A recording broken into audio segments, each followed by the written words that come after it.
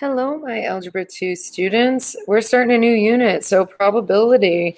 So in our notes packet, what you're going to see really quick is we've got 7 days of notes, 1 day is a practice day, so a little built-in extra review, and then our review and test. So let's hop right on in. So the first thing, the intro here, is just talking about like what probability even is. Whoops, try to zoom in a little bit there for you. So it's talking about observed fact.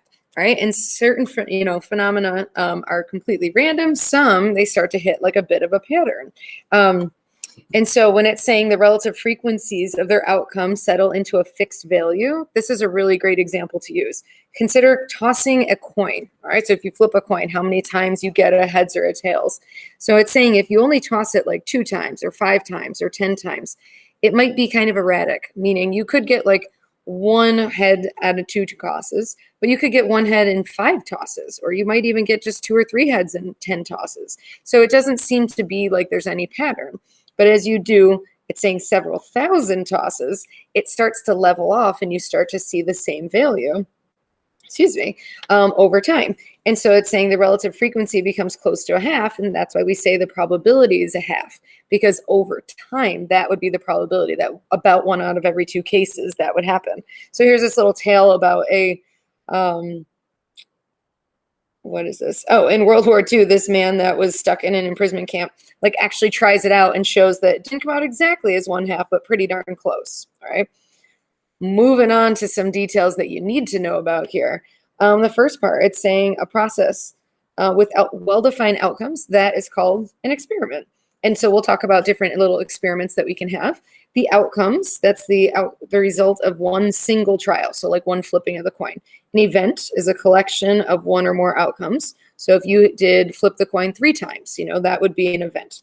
The sample space, that's all the possible outcomes that you would have for an experiment. So everything that could possibly happen. Some notations. Union we've done before with domain and range notation for interval notation. So it'll be the same thing, that little U. Intersection is when we want to say and, so like where the 2 things intersect. If we have a subset, so one set fits inside the other, that's going to be like a little sideways U. And then the last one, the complement, or if I'm trying to say not in that set, that's also called the complement there. All right, we hop right on in to our first example here. And it says we've got given set A is 1, 5, 8, and 9. So those are the elements in the set. And set B is 2, 5, 7, 8, and 9. Set C and so on is 1, 7, 10. D is 5 and 8. And then the sample space, I should say back here, the sample space is given by S. Sometimes it's given by U, but S in this case. So when it says determine each of the following, all right, the intersection of A and B. So that's what they have in common. So if you look at set A and look at set B, where do they overlap, essentially? That's what I want you to think of, all right? So they both contain 5, and then they both contain 8. So we can say that the intersection would be the numbers 5 and 8 there. All right, for part B, B union C. So union, think like family reunion. Everybody comes together. You're going to list every element in set B and every element in set C. And if there's any that overlap, you only list them once. So we would have 1, 2, 5, 7 just gets listed once, 8, and 10. So I just went in order. It doesn't matter what order you write them in, though. For C, the complement of D. Okay, so it really means what are all the things in the big sample space, so 1 to 10, that are not in D. So that means everything but 5 and 8. So 1, 2, 3, 4, skip 5, 6, 7, skip 8, 9, and 10. All right, A union, B complement. Whew, okay, if it needed, sometimes you might need to figure out like what is the complement of B first. So what are all the numbers not in B that are in the sample space? Well, 1, 3, and 4, 6, and 9. All right, so if I kind of do that side work, then A union B complement means everything from A as well as everything that's in B complement. We're going to list them all together. So that means 1, 3, and 4 from here, 5 from up here, 6 from this guy, 8 and 9. That would be the union of those two sets. Last part. Is D a subset of A? All right, well, D has 5 and 8. A has 1, 5, 8, and 9. So yeah, these two both fit into that set. And that's exactly what we would say, because 5 and 8 are both in set A. So it's just meant to get us used to some of the notations and be able to kind of talk about them. All right, let's flip it on over. So I'm going to move on into this next example. Try to make sure I'm on the screen. There we go. All right, so the basic definition of probability. So it says the probability of an event E, so we kind of use some generic notation here, is given by the ratio P of E, so that stands for probability of E, is N of E over N of S. So what that means is the number of elements in the event, and then divided by the number of elements in the whole sample space. So, or they say the number of outcomes, sorry, in the event, and the number of outcomes in the sample space. So this is how many ways the event can happen, how many ways the entire thing can kind of take place. So once you see it in action, it makes a little more sense. So this experiment, they're saying you've got a cute little spinner, so you can imagine spinning the wheel there. And it says we've got 5 equal sectors marked off as shown. What is the experiment? So like, what are we actually doing here? Well, spinning the spinner.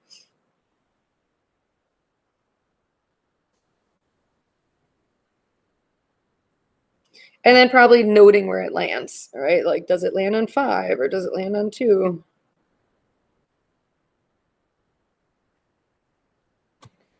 That's the first thing, all right? Give one outcome of the experiment. Look at what you have to pick from. So like 3, that would be an example. You could have said 2, you could have said 5. What is the sample space? So tell me all the possible outcomes. So 1, 2, 3, 4, and 5 would be all the outcomes. What are the outcomes in the event evens? All right, well, evens would consist of landing on either 2 or 4, your even numbers. For the next one, what is the probability of spinning an odd number? All right, well, you would have to think about what's the probability of landing on an odd is the number of ways that it can be odd divided by the total number in the sample space. All right, well, there's 1, 3, and 5, so there's 3 ways it can land on an odd number, and there's 5 total numbers in the sample space. So that would be 3/5. All right, what is the event of part E? Well, the event would be actually landing on an odd number.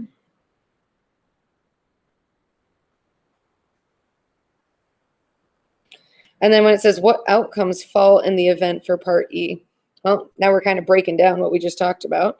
The outcomes themselves would be landing on a 1, landing on a 3, or landing on a 5. And then the last part, what is the complement of evens? Well, the complement of evens would simply be odds. So it'd actually be the exact same set we just talked about a second ago. So 1, 3, and 5. There we go. All right. Down at the bottom, when it says given the basic, let me turn that off. Given the basic definition of probability, between what 2 numbers must all probabilities lie? All right. Well, when we write it in general, probability in an event would be P of E, just like that. What 2 numbers does it lie between?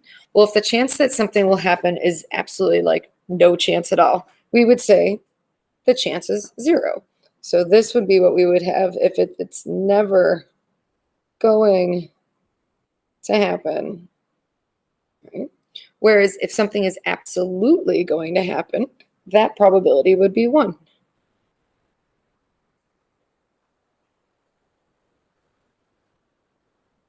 So all probabilities are between 0 and 1. So when we talk about weather and like the chance that it will rain maybe being 60%, we would say the probability would be 0.6. We leave it as a decimal between 0 and 1. All right, let's flip. Page 3. Let's kind of run our way through another example for some practice together. So it's saying, let's set A be a bag of marbles of various colors. The bag consists of 4 blue, 2 red, 2 yellow, and 10 glitter. Ooh. It says set B is a bag with 3 blue and 2 yellow. All right. So what is the sample space of set B? Hence,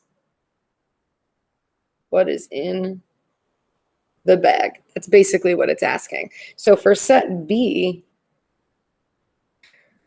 we can say there's 3 blue marbles and then 2 yellow. All right. What is the union of sets A and B? The union. So think reunion. We're bringing everybody together. So that's the U, just like that. And you're going to list everything out. So if we bring all of those plus these, let's see, they would have 4 blue from here, 3 blue from there. So 7 blue, 2 red.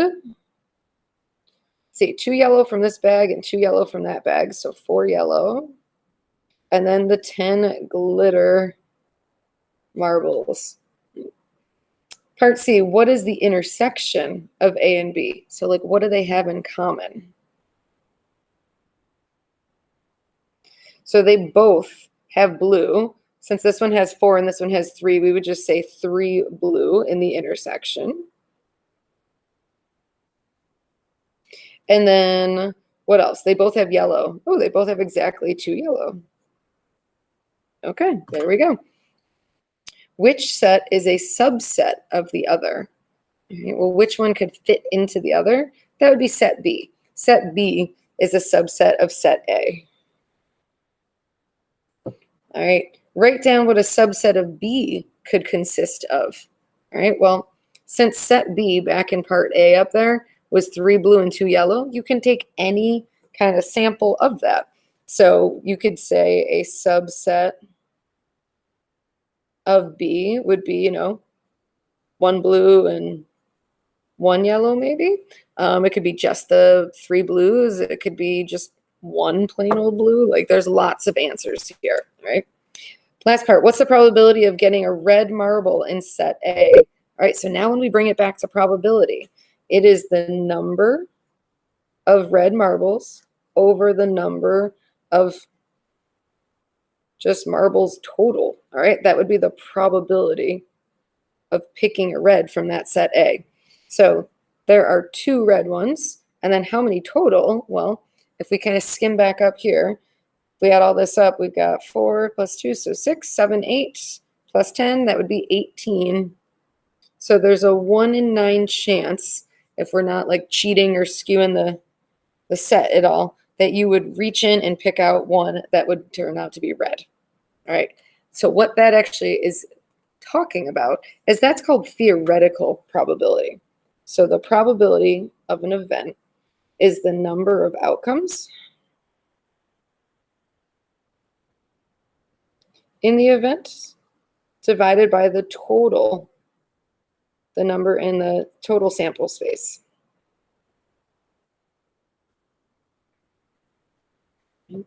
In this case, to calculate the probability, you don't need an experiment.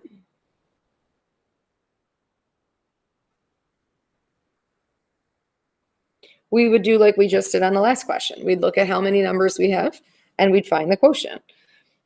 This is referred to as like a long run probability. So if you did this over and over, that's what the chance would be. And then the last piece of it, when it's called theoretical, because we're saying like in theory, this is the probability. It's not a certainty by any means, but we're just saying, okay, based on what you got, this is in theory what should happen. Whereas empirical probability, it's still the same calculation over here, but it's completely based off of an experiment or based off of an observation.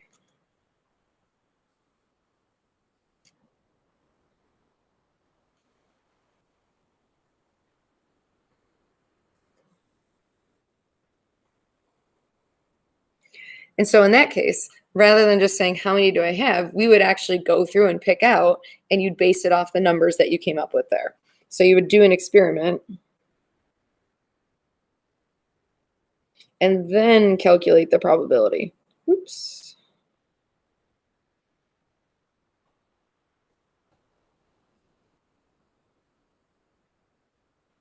My pen is dying a little bit. All right, let's see if it can hang on. We only have maybe one last example because we'll save a little bit for class. So flip it on over. Our last example of the day is just talking about flipping a coin. So let's see if we can get this set up here. So it's saying you have a fair coin. So meaning one side's heads, one side's tails, no trick coins. The sample space is flipped 3 times, excuse me. Okay. The sample space consists of ordered triples, such as HHT, so like heads, heads, tails, which would represent heads on the first, tails on the second, or excuse me, heads on the second, tails on the third. So draw a tree diagram to show off all the outcomes. This should ring a bell. This is like maybe middle school. You've definitely seen this before. So the first flip, we can get either a heads or a tails. So this represents the first toss. And then you're going to do it again. So the second toss, you can get a heads or a tails, heads or a tails. All right. So this layer of the tree diagram represents the second toss. And then we have one more. Off of each of those, there's the possibility that you could have gotten heads or tails, and so on. So let me see if I can fit all this in here. All right. So this layer is the third toss. All right. When it says list all the outcomes as ordered triples, how many of them are there? All right, well, you can literally go down each branch here. So heads, heads, heads, that would be the first one. Right. Go down the next branch. So heads, heads, tails. And then keep going. Heads, tails, heads. Heads, tails, tails. Tails, heads, heads. It starts to sound a little crazy after a while, but keep going. Tails, heads, tails. So THT. And then we have TTH. Last one, TTT. So when it says list them, done. How many of them are there? 1, 2, 3, 4, 5, 6, 7, 8. Which should make sense because there's 1, 2, 3, 4, 5, 6, 7, 8 little branches on the tree. All right, so 8 outcomes. All right, find each of the following probabilities based on that. All right, what's the probability of all heads? Well, if you look, you only had one case that was all heads out of those 8. Ta-da! Probability of exactly 2 heads. All right, well, there's more than one case that has 2 heads, so go through. So if it's exactly 2 heads, that would be this guy,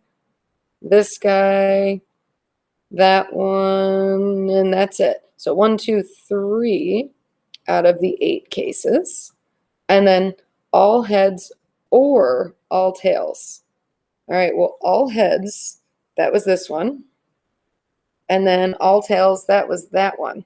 So if it's one or the other, there's 2 ways for that to happen out of the 8 cases. So that's a 1 in 4 chance that that would happen there. All right, are your answers theoretical or empirical probabilities? Well, we're just saying in theory that it can land heads, tails, heads, tails. We didn't actually get out a coin and run through it. So that means these are all theoretical probabilities, right?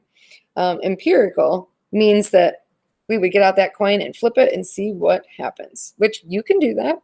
And maybe we'll look at that later. But for now, that's it. All right, let's save number 5 for class. Guys, thanks so much for watching. I will talk to you soon.